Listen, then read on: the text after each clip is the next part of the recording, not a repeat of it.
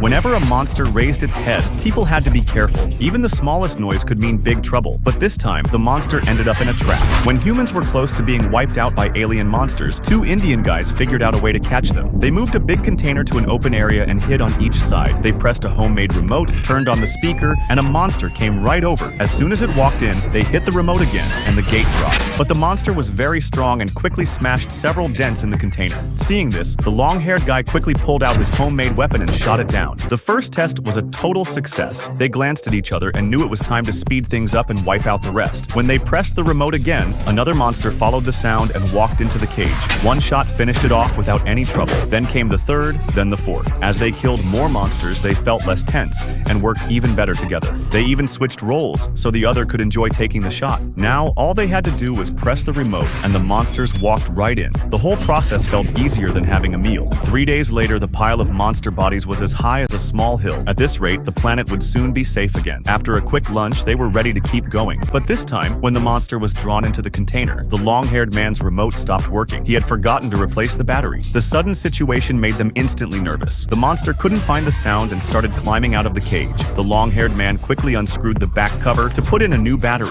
But the faint sound of snapping the cover shut caught the monster's attention. It stepped closer and closer. Even with the new battery, the remote still didn't work, and he was about to be eaten.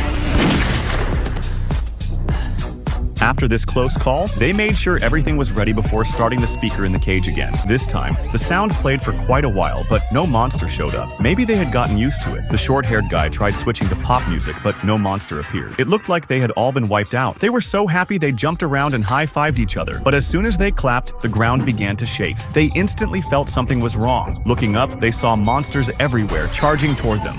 So, how would you deal with this, my good sir?